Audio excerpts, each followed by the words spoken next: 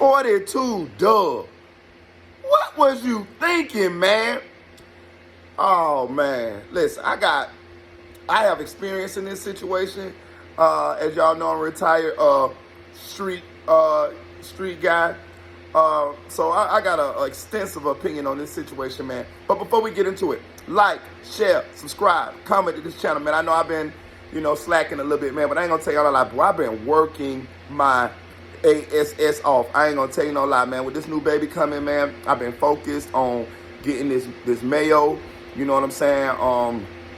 You know what I mean? I wanna do this a certain kind of way. I wanna raise my son a certain kind of way. I wanna be able to give them all the stuff that they want and need in life, and I just want to be prepared. More so.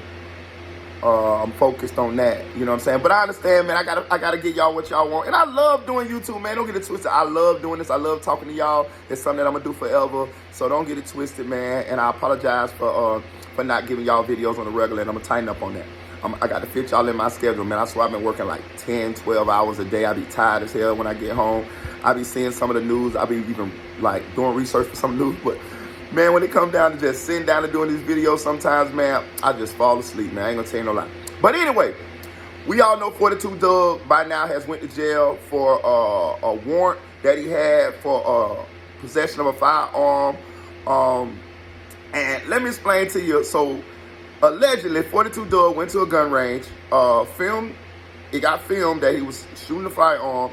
He took a 6-month plea for the firearm charge and was supposed to turn, and then he was on probation. He violated the probation, I think by dirty urine, felony drug test, and then he bucked. He basically bucked. He bucked the turn when he's supposed to turn himself in. He was supposed to do 6 months. As we all know, gun charges, a lot of states carry up to 5 years. I think where I'm from in Florida, I think it's the minimum mandatory is 3 years, but his was a federal charge, so it was 5 years that he was facing. Okay, so let me tell you how I got some extensive experience in this. So I've had warrants before. I remember when I was probably about 16, 17, I had a warrant from juvenile, and they wanted to send me to a program, and I had never been to jail as far as like doing some time in jail. I've been to jail maybe a couple of days and get out. My parents come get me, stuff like that though. But at this time, I'm jumping off the porch. I'm into the streets now. I'm pretty much a full-fledged street kid. I'm selling drugs. I'm doing all this type stuff. I'm doing all the stuff that you ain't supposed to be doing when you're a teenager or whatever. So they wanted to put me in jail. And I didn't want to go to jail. That as a young kid, it just wasn't fathomable for me to go to jail. Like, I just didn't understand. I just wasn't with it. It just was like a big fear of mine. Even though I was out there doing the wrong thing. That's crazy, ain't it? But that's how you think when you're young, man. Sometimes that's why when you're young, your mind is not developed. You know what I'm saying? So it takes time for you to mature. And people mature at different ages. So I bucked for like a year or so, whatever. And of course, they eventually caught me, and I eventually had to go do my time. I think I did. I had to go to a level 6 program. It was called JRSS in Orlando, Florida, Juvenile Residential Security School. But by the time I bucked till I was 18. I didn't go to the program until I was 18. So I bucked for like 2 years. I was on the run for like 2 years. Man, let me tell you something. When you're on the run, it is the most stressful life that you can have on the streets. Like, I swear it is, because you can't do certain things. You're trying to live and but in the back of your mind, you know that you're going to go to jail if the police stop you. And I swear it's like a bunch of circumstances that always happen. Like, you might want to go to the club. Oh, you're scared to go to the club because, the police be at the door of the club. Or you might want to go riding with your dogs, but you can't go riding with your dogs because if y'all get pulled over, you're going to jail. Or you might want to go see your girl, but you're like, man, I can't go. So basically, you living like a on the run life, man. You really kind of like trying to stay in. So damn near like you putting yourself in the jail anyway. And one thing, let me tell you something about a warrant. You going to jail. That's one thing I had to realize. You are going to jail. One day they gonna catch you, most likely in the United States. I don't know unless you I don't know, but you better be a master criminal. But I don't know too many shit. They call Whitey Bulger. So I don't know too many people who have warrants who just don't ever go to jail until you die. That's crazy. You're going to jail. They're going to catch you some kind of way. You're going to slip up. One day it's going to be your day. And that's another thing I had to learn in the streets. One day it's going to be your day. One day it's going to be your day. Whatever you doing when you doing something you ain't supposed to be doing, one day it's going to be your day. And that's what happened to me. One day I was in the projects, me and my homeboy Low Life, and we was over a girl named Swella house, and we had spent the night over her house. Nobody messed with her. It was just, she was just one of our cool homegirls. And like I say, we was living on the run, so she would let us just come to her house, smoke weed, and she would cook for us and stuff like that there. So we was over her house, and we spent the night. He slept on one couch, I slept on one couch. I even think Swella had a boyfriend at this time. But anyway, she was cool like that. She let us just stay over her house. So we woke up in the morning. She was like, "Hey man, y'all want something to eat?" We like, "Yeah." She like, "I tell y'all what, y'all go buy the food from the store and I'll cook it for y'all." We like, "Cool." So we got up, we walked. I promise you, the store was probably like a block away. We walked into the store. Boom, Duke boys out. In Orlando, the Duke boys equivalent to the Red Dogs in Georgia. They basically the drug task force.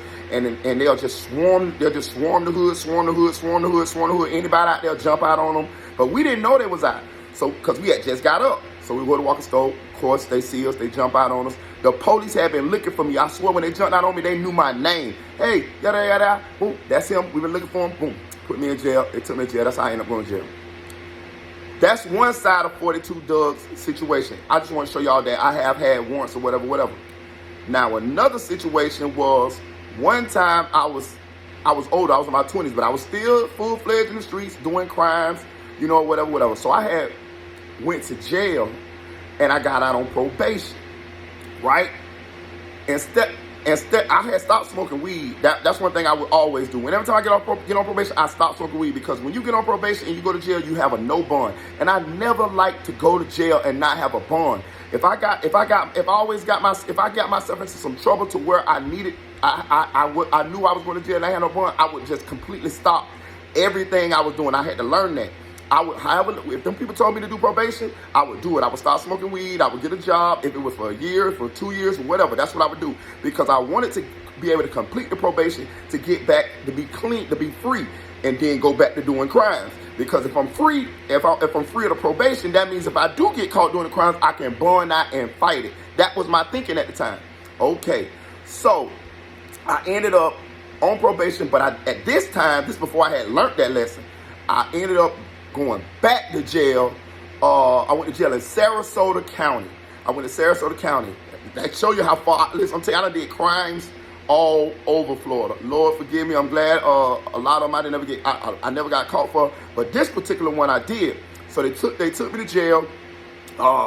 So now I gotta bond out before. If anybody know about being on probation, you have a short window when you go to jail to bond out before the probation violation come. And when the probation violation comes, you're not going to be able to bond out. So I knew when I went to jail that day, I had to bond out very, very quickly, because if I didn't, then I wouldn't be able to bond out. Sure enough, my dogs bond me out, came and got me out there. My bond was like, man, be real with you, I ended up having to pay all them back. One of my dogs gave me $2,000.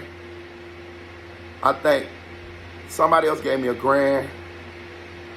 And I think my baby mama came up with another $1,000. Anyway, it was like $4,000. So boom. I think at this time I might have had maybe $2,000 to my name, right? So boom. I bond out of Sarasota County Jail. And I go back to Orlando. I bond out that night. That same night I went to jail, I bonded out because I was beating the bond. I was trying to beat the warrant. And I did. I got out. I went back to Orlando.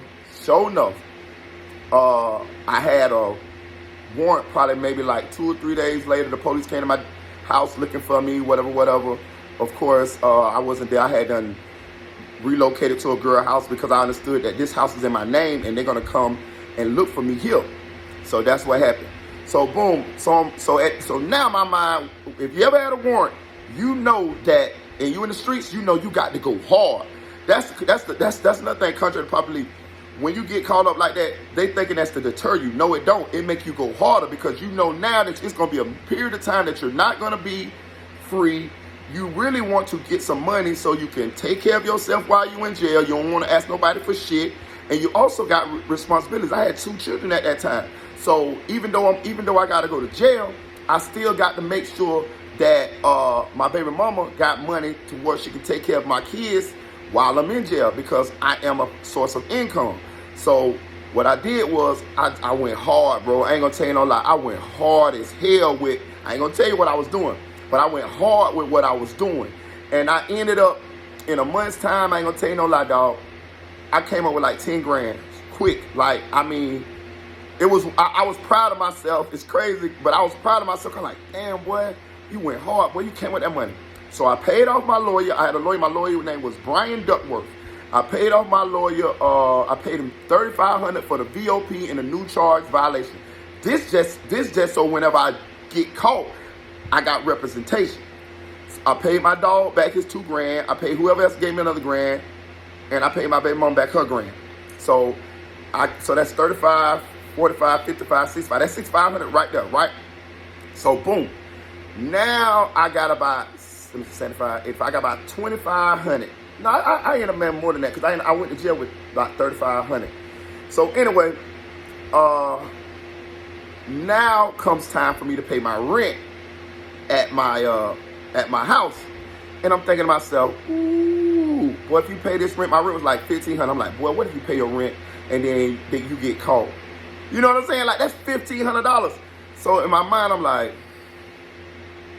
dang, boy, it'd be a good time for me to go to jail. You know what I'm saying? Because I got money that I can take care of myself. You know what I'm saying? I ain't gotta ask nobody for nothing. This money can last me. I know I wasn't going to do no hell of a time. I know I wasn't going to do no hell of a time, but I just didn't know how much time I was going to get. So I hollered at my lawyer, and he hollered, and he was like, listen, I got you a plea. I said, what the plea is? He said, if you turn yourself in, I got a plea for you for 5 months. I say, this is just like 42 Dugg, he got 6 months. I say, 5 months. Again, I ain't really want to do it. And I had already been running for probably about 3-4 months. I say, man, okay. I said, how long that plea gonna be on the table? He say, I don't know. He say, it's here today. He say, I think it's a good plea. You got a violation, and you violated with a new charge. The new charge you got could get you 2 years. Plus you violated 2 years probation. So 5 months I think is great. I was like, okay, I get back with you. He's like, hey, I can't promise you that this deal gonna be on the table if you still, if you don't take this deal today. I say, I understand. I say, but just let me think about it. It's a lot, you know. You just hit me with this today, you know. It's a lot. Just let me think about it. It's like, okay.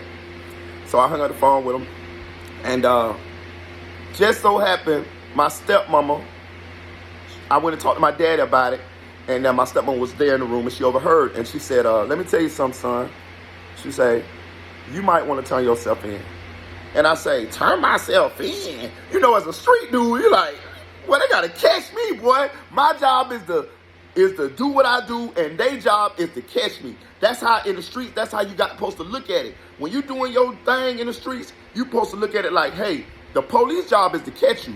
Your job is to not get caught. You feel what I'm saying? So it just didn't register me that I could just make their job easier by turning myself in. No, this is the game we playing.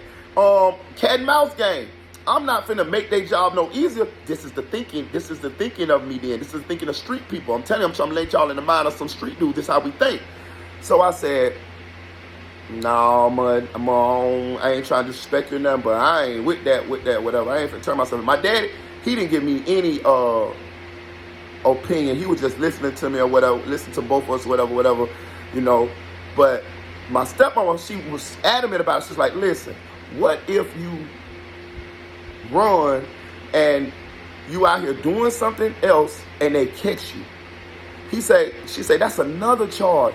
She say, most likely if they catch you on the streets, you're gonna be doing something else that you ain't got no business doing. So you need to think about that. She say, what if you run and they shoot you or something like that? She say, and she say, and one thing about it, you going to jail anyway. One day you going to jail. She's like, I would rather you go to jail while you prepared to go to jail than you get caught off guard going to jail and just everything be all messed up. So I listened to her, whatever, but I still, you know, I was like, nah. So I went and I put collect calls on 5 people's phones. I paid, you know, you got to call somebody to collect. I ain't want to have to do all that. I didn't want to be no burden on nobody. So I went and put collect on like 5 people's phones, like 3 of my dogs and my baby mama. And then I had another girl I was talking to at the time, and I put collect on her phone. And I paid for all of that just so that when I go to jail, I have people I can call and it's no burden on them. They didn't come out no pocket to pay for no collect calls from me. And they would just answer the phone for me. You know what I'm saying? It was nothing. All they had to do was just answer the phone. Just press 1, answer the phone. I paid for everything. So I did that. I was just getting prepared for when I eventually get caught, because I knew I was going to eventually get caught. So I went, so a couple of days passed, whatever, I still kept doing what I was doing. So I went to sleep one night, and I woke up that next morning, and I thought about it. I say, man, because it got stressful. You know, always thinking when you going to go to jail, seeing the police ducking, hiding, running, whatever. I had to ran from a couple of times, a couple high speeds. And I said, man, I don't think I want to return myself in, man. So I got up, I walked to my daddy's house, because I had a house on the same block as my daddy. And I told him, I said, man, I think I'm going to turn myself in. I told my stepmama too. She said, you going to turn yourself in? Now, this is the same person that just had put it in my head to turn myself in. And she was kind of shocked that I had done came to that realization to turn myself in. And I was like, yeah, I'm going to turn myself in. My dad was like, show boy? I was like, yeah, yes, sir, I'm going to go and do it. So I called my probation officer and I told her, I say, listen, I'm coming to turn myself in. She say, you sure? I say, yeah. I say, I done thought about it. I say, I'm going to go and come and turn myself in or whatever. She said, you sure? I say, yeah. She said, well, okay, well, I'll be here. She said, just come on down here. And when you get down here, I'll call the police and they're going to take you on down or whatever. I said, okay. So what I did, I called my kids over. My kids was little at the time. I think my son was like 3 and I think my daughter was like 4. Well, first I called my baby mama and I told her, I say, I'm finna turn myself in. I say, do you want to tell the kids that I am gone, like out of town, or you want to just tell them that I'm turning myself in? She say, I think you should tell them. I say, do you want to tell them or you want me to tell them? She's like, no, I think you should tell them. I said, okay. So I called my kids over, because me and my baby was broke up at the time. So I called my kids over, she brought them over, and I sat them down on my couch and I told them, and I promise you I'll never forget. When I went to tell them kids that, bro, them kids, just the little tears that went rolling down their eyes. I mean, before I could get it out, they love me so much, bro. Tears just start rolling out, and that shit hurt, bro. That shit hurt to tell my kids that I was trying to turn myself in, bro. I'm like, damn, they just missed their daddy, So I gave him a hug, whatever. I think I took him to McDonald's. We had a little, I tried to make him cheer him up a little bit before I went and turned myself in. So we did that. So after that, I got my dog to drop me off down there to the probation office.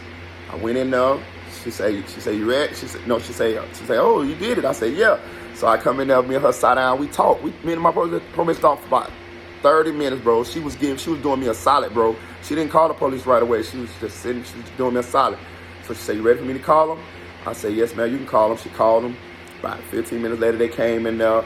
And when they came in there, they kind of tried to they was about to rough me up. She said, no, y'all don't got to do that to him. He came in, turned himself in. Just go on, he know what's going on. It's not a surprise to him. He came to do this. They put me in handcuffs. They took me to jail. So, make a long story short, when I turned myself in, instead of doing them 5 months, I did 99 days. A little over 3 months. 99 days, that's what I did. 99 days, right? Got out. I think I still had maybe about, because in Orlando, they charge you $5 a day for being in jail. Plus, I had made commissary and all this type of shit. So I think I had probably maybe about $2,000 when I got out. Because, I'm in that order. Big boy store orders. I'm on the phone all day. You know what I'm talking about? I'm doing it up. You know what I'm saying? Because I know ain't no pressure. I got my own money. I got collect card when I want to. I got money in my account. I don't need nobody for nothing. I'm big dogging it up in there. Right? So I get out 99 days. You know what I'm saying? Now I'm thinking to myself like, damn, bro. Like, that was a great decision for you to go and turn yourself in and go and get it over with. Now that brings me back to 42 Dugg. Check this out, 42 Dugg. Man, listen, man. It, to me, in my opinion, it is no excuse for you not turning yourself in to do 6 months for a gun charge. Your charges was worse than my charges. You could possibly get 5 years in prison, which I don't think you're going to get, but it depends on how they look at it. They could look at it like you tried them. They could look at it like, listen, they got you dead to rights on camera shooting a firearm and you're a convicted felon. Plus, you violated your probation with a technical, with a dirty urine. They do not have to give you them 6 months no more. It is up to their discretion. And what I'm saying is it's going to take you out of your family's life, off from your career for longer, when you could have just did 6 months, and you wouldn't even probably did 6 months. You probably would have did like 4 months or something, or 5 months.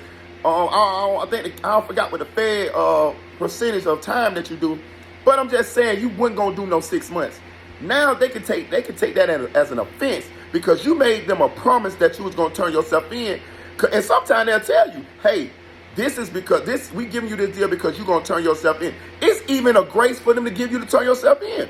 They don't have to give you time to turn yourself in. They can take you to jail right there. As soon as you sign that plea, they can take you to jail right there. So they may look at it like, hey man, we did you a solid. We trusted you that you was gonna turn yourself in, and you didn't turn yourself in. So now we're going to give you a stiffer punishment. I hope that's not what they do, but they can do that. And the point I'm trying to make is, to me, with somebody who got as much money as you got, who got as much going on as you got, it just didn't make no sense to me why you didn't go turn yourself in. Lil Wayne turned himself in to do a year. Man up, dog. Man up. Well, it's too late now. It's too late now. Now you at the mercy of the court. So in my opinion, 42 Dugg, you crashed out, bro. Like, you crashed out, bro. Like, you took yourself off the streets longer, possibly longer than you had to be. But you young, though, and I get it. The same decisions I made when I was young. That's what I'm trying to say. I got two unique perspectives on it. The time that I booked and ran, and the time that I manned up and turned myself in. When I manned up and turned myself in, bro, it worked out better for me because I got it out the way sooner, which means I could get on with my life sooner. But these are decisions that mature people make. I wasn't mature at the younger age, so I made an immature decision. But when I got older, I made a mature decision, even though it was hard. Sometimes these decisions be hard, bro. These shits be tough. I'm not saying it wasn't a tough decision.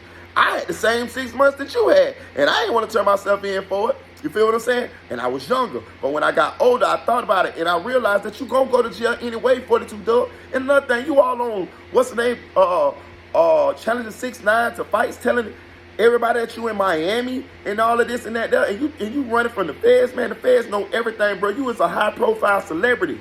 That's why they was waiting for your ass when you got off that plane. Like, come on, man. We got to do better, bro. It's sad. I don't wish jail on you, dog. I don't wish jail on nobody. Regardless of what you got to face whatever you got to face now, and I ain't got to face it with you, so I'm not going to condemn you. I'm not going to judge you on all of that. I'm just giving you a unique perspective because I done been in both of these situations, and I done been through it. One, I didn't make the right decision, and one, I just had to make the tough decision. You know what I'm saying? So I hope everything worked out for you, 42 Dugg, but to me, this was an immature decision, and you're going to learn from this. You're going to learn from this. Maybe you won't do what you did. Maybe you won't smoke weed no more. I don't know. You know, yeah, you can smoke weed. Fuck that shit. This shit down there leave very well. But what I'm saying is, you won't put yourself in that same situation to where you can be taken away from your family again. Okay, I'm gonna tell you another thing about that. When I saw them children crying, do you know since then?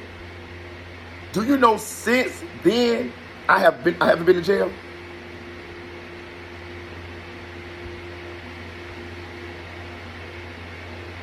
Just think about that.